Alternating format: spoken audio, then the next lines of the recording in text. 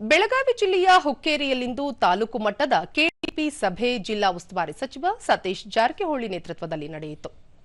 ಈ ವೇಳೆ ತಾಲೂಕು ಆಡಳಿತದ ಅಧಿಕಾರಿಗಳು, ಸಿಬ್ಬಂದಿ ಉಪಸ್ಥಿತರಿದ್ದರು. ಇದೇ ವೇಳೆ ಯಮಕನಮರಡಿ ಹಾಗೂ ಹುಕ್ಕೇರಿ ವಿಧಾನಸಭಾ ಕ್ಷೇತ್ರಗಳ ಪ್ರಗತಿ ಪರಿಶೀಲನೆ ನಡೆಸಿ ಅಭಿವೃದ್ಧಿ ಕಾಮಗಾರಿಗಳ ಕುರಿತು ಅಧಿಕಾರಿಗಳಿಂದ ಮಾಹಿತಿ ಪಡೆದರು. 6 ಕ್ಲಸ್ಟರ್ಗಳನ್ನು ಮಾಡಿವೆ ಸರ್.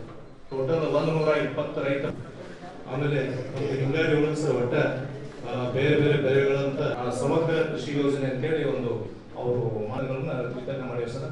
ಅದರಲ್ಲಿ ಒಟ್ಟು ಪೊಸಿಷನ್ ಸಾಕಷ್ಟು ದಾಸ್ತಾನ ಇದೆ ಸರ್. ಸುದ್ದಿಗಾರರೊಂದಿಗೆ ಸತೀಶ್ ಜಾರಕಿಹೊಳಿ, ರಾಜ್ಯದಲ್ಲಿ ಮುಖ್ಯಮಂತ್ರಿಯಾಗಿ ಸಿದ್ದರಾಮಯ್ಯ ಅವರು ಸುದೀರ್ಘ ಅವಧಿಯ ದಾಖಲೆ ನಿರ್ಮಿಸಿದ್ದಾರೆ.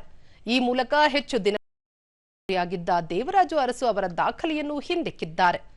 ಹೀಗಾಗಿ ಅವರನ್ನು ಅಭಿನಂದಿಸಲಾಗುವುದು ಎಂದು ಹೇಳಿದರು. ನಾನು ಹೇಳಿದ್ದೀನಿ, ಅವರು ಹೇಳಿದ್ದಾರೆ. ಸ್ವಂತ ಬೆಳಗಾವಿ ಅಧಿವೇಶನ ಕೂಡ ಅವರು ಹೇಳಿದ್ದಾರೆ. ಸೊ ಆದರೆ ಒಳ್ಳೇದಂತ ನಮ್ಮ ಭಾವನೆ.